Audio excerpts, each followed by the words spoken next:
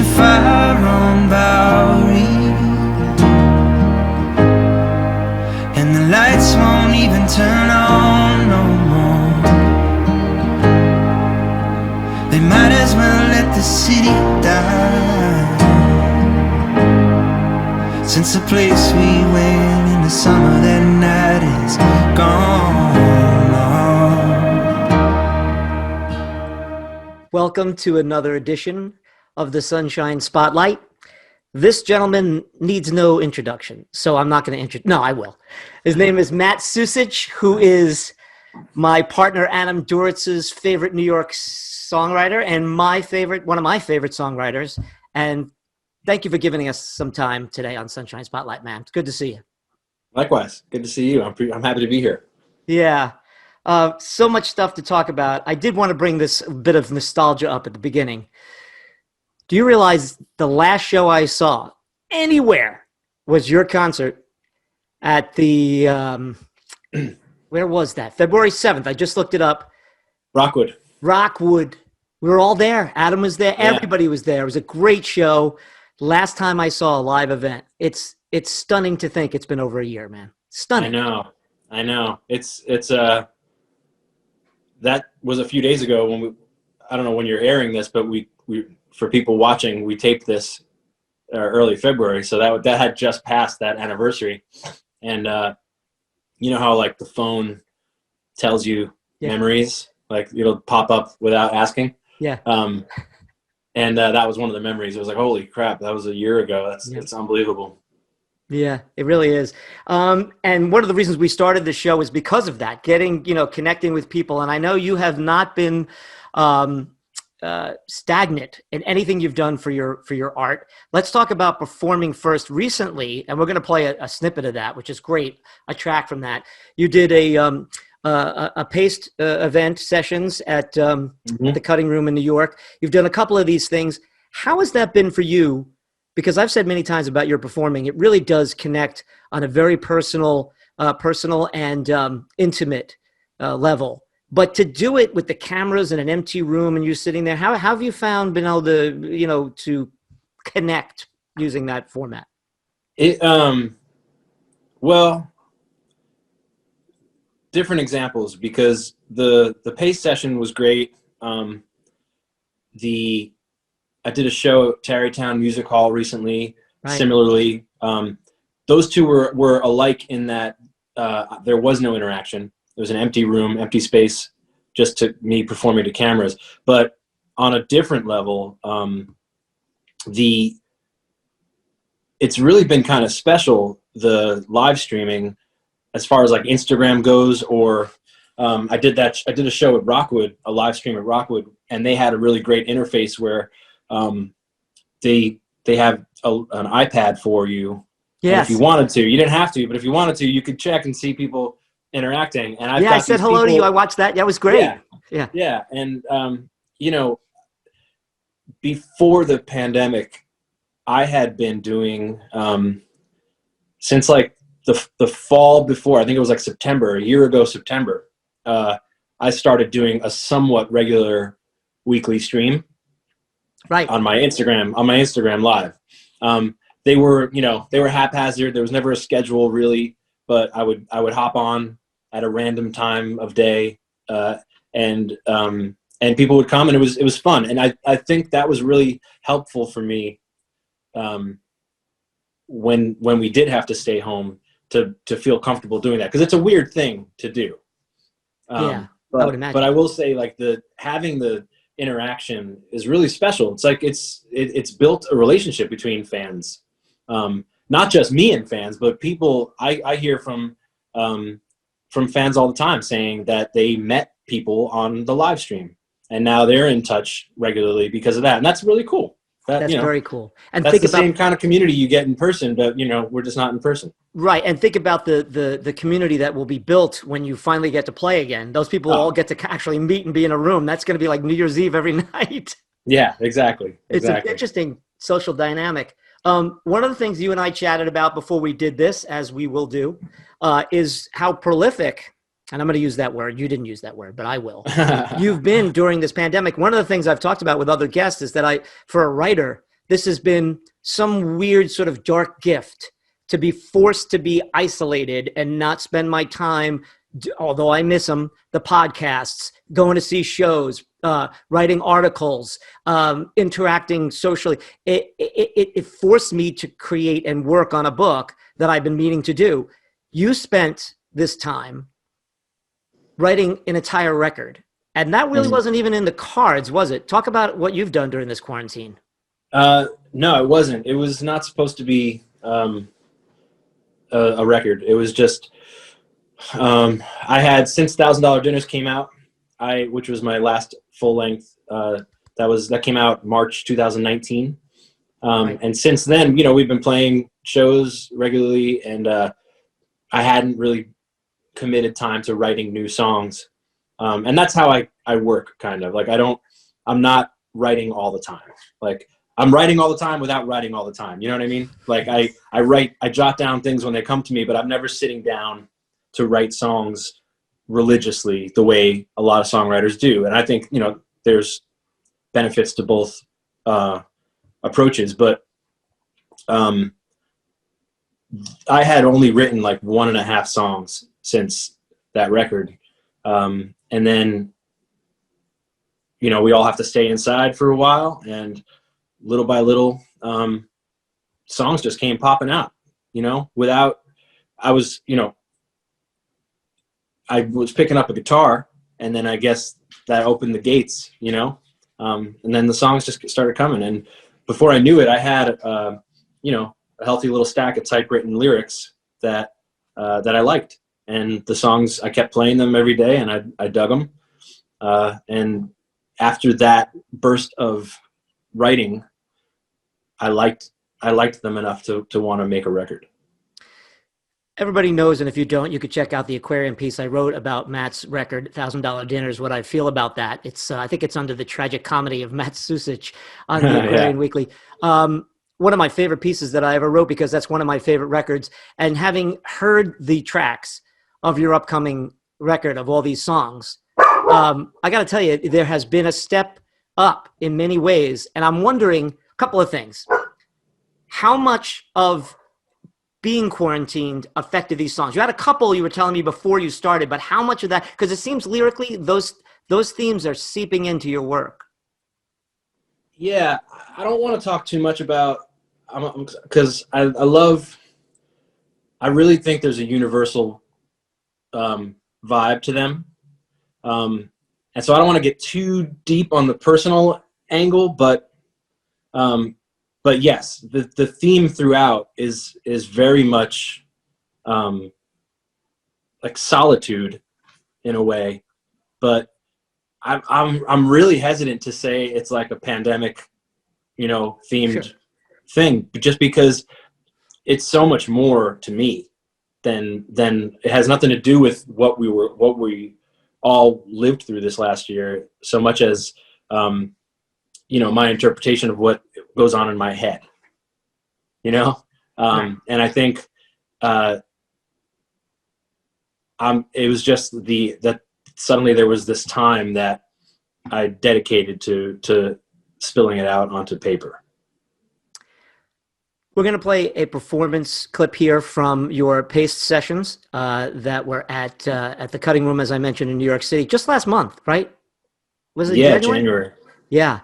For your brand new single, which is coming out on the 5th of March. Is that correct?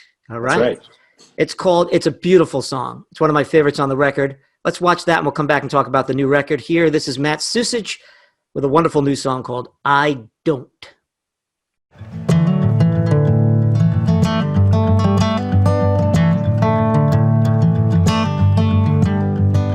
It was a particularly blue day, and I was resisting the urge to punch myself in the face. Well, I was hardwired to the ground. And it's a fight against the violence, the sirens and the silence, all while our hands are tied down. But oh, I couldn't trade this, or I don't. I always say I will, but then I won't. I won't.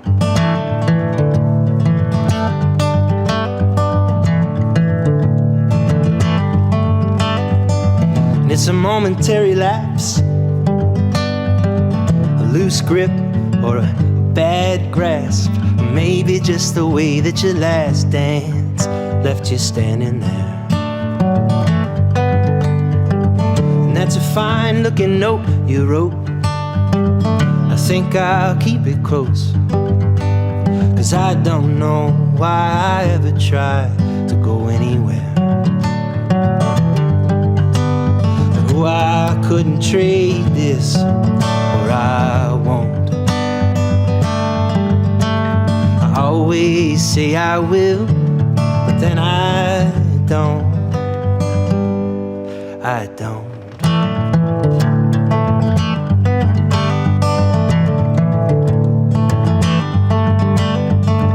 In the distance it was irrelevant, it was all in your head. I would've went just for the hell of it, to see you again, oh man.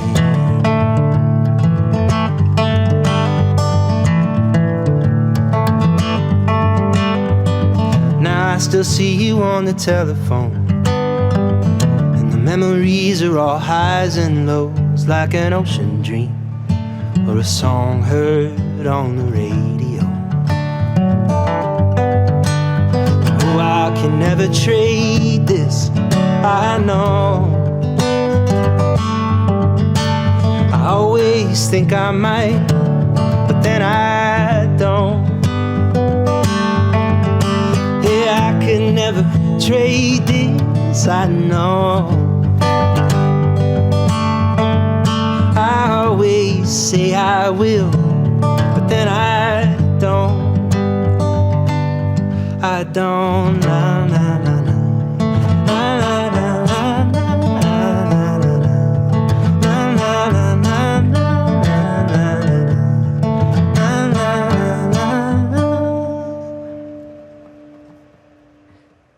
That is I Don't, from a brand new collection of songs by our friend Matt Sucich. Matt, when can people expect this record?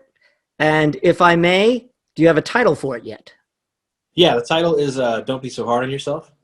And it's out on March 26th. So I'm excited. It's finished since the fall.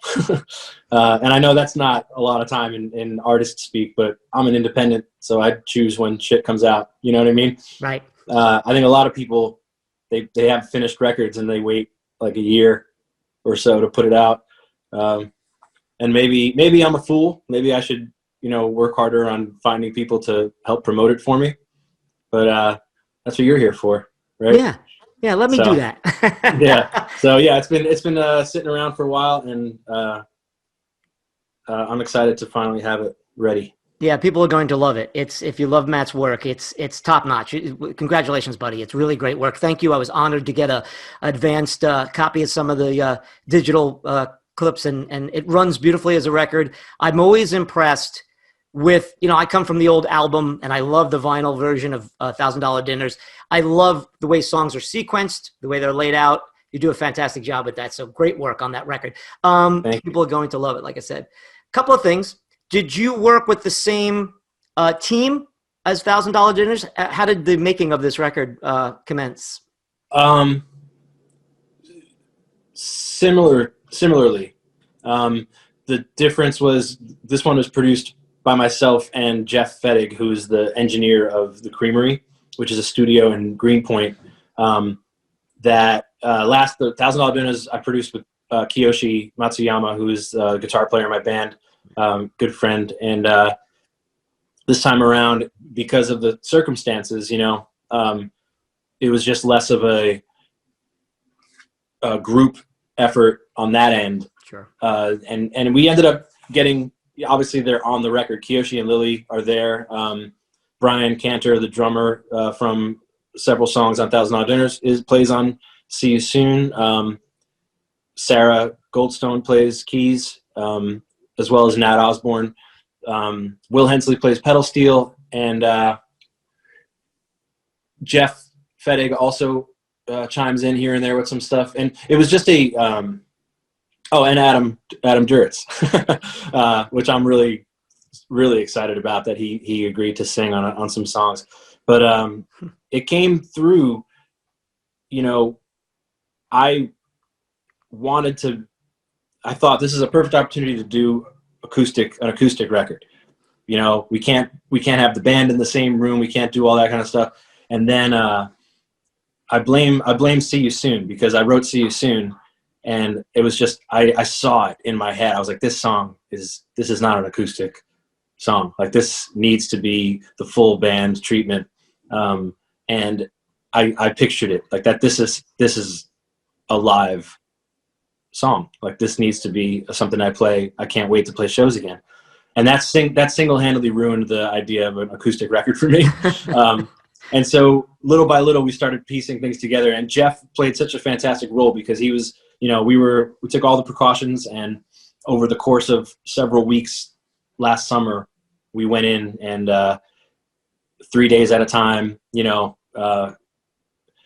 just me tracked the songs. I added a ton of instruments here and there, whatever we could. We got them to a place that we loved, and then started sending. Once we had an idea, we started sending them out to the usual suspects. And it was basically like, hey, I'm not going to tell you what to do. This is what I like. This is what I like that you do, and send it back to me. And that's basically what happened. It was back and forth like that, remotely, and it just came out so beautifully. I'm so grateful for, you know, that team of musicians, because they, you know, it's a relationship. They understand what works on my songs, and they know what I love. Right. And I think that's such a joy, you know, to have met you through the podcast, working with Adam, how much you revered, as I did, much of his work with Counting Crows, and continue to do so, how much like This Desert Life meant to you, and then to have him sing on the songs, because he's so great at that background stuff. We did a series of podcasts about his background singing, and it's fantastic. He's in there, you could tell once you know he's there, but he doesn't overwhelm the song. It's just a joy to know that you guys have hooked up that way. And that's exactly right. Yeah. I can't wait for people to hear I Don't, because that it actually wasn't one of the songs that I had sent him. I sent him the whole record, and I was like, hey, you know, because he showed interest in wanting to sing, and then I sent him the record. I was like, hey, I would love you to be on this one and this one. I have this idea for this song, and that's about it. And then when I showed up to do the session, he was like, actually, do you mind if I sing on this one too? And I was like, yeah, of course you can. And it just came out so beautifully. I had asked him to double what I do at the end of I Don't. This will all make sense when you can hear the song, I guess. Maybe I shouldn't be telling the story, but it's okay. But at the end of the song, I asked him to double. I do like a la da da kind of thing, and I just wanted him to double me. But instead, he went off and did his Adam Duritz thing, and God, it was just perfect. It was so crazy to see it. You know, someone that means that much to me as a writer and a you know, an artist, hearing him on my song is just one of the greatest moments for me. Yeah, that's fantastic. Last thing, you know, you mentioned See You Soon. You and me, we were talking about what we would play on as a visual representation on here, and I love that video. It's got a great sense of humor. I am just very honored that you gave us a live performance, because I think that really speaks to the core of your talents. But the thing that, and this is my own little thing, because it is my show, so screw it. I think that what attracted to me and why I loved writing about $1,000 dinners, and when we discussed it with you, is that amazing dark humor that you have, this ability to tap in to the absurdity, but also the sensitivity of humanity in your songs. I know that's kind of a lofty thing that music writers say, but you really do. And that video reflects that beautifully, because the song is so sort of deep, and it talks about serious issues, and the video definitely touches on them in a satirical way. But I implore everyone to go out, and if you haven't seen it yet, watch it on YouTube. But I just think I want to ask, the last question I have to ask you is, how do you, does that a natural thing that comes out, or do you balance? You say to yourself, you know what, this song is too dense. I got to throw in a funny line here, or this song is too flippant. I got to massage it this way. How do you do it lyrically? I have to know. I don't know if it's entirely a conscious effort all the time. I think I know that I've taken myself far too seriously in the past, and I think that has something to do with it. It's a way for me to pull back on the reins a little bit, and kind of like make myself laugh. Just because I love it. I love writers who do that. And I love kind of assuring the audience that, you know, I'm serious, but let's be real here. You know, this isn't the end of the world. The end of times, but it sure feels that way. I think you said, if I compare them. Not the end of days, right? Was that Back at Zero? Yeah. Beautiful stuff. Really. Yeah. Almost every one of the songs on that record has one little tweak in there to show you that he's breaking through the fourth wall. And that's what I love about Matt. Man, just seeing you makes me miss you more. Seeing all these artists make me miss them on the stage more. Let's get back to that. Really continued success. Best of luck on the new record. I'll do everything I can to promote it because you know I love your work and I love you, man. So great success to you.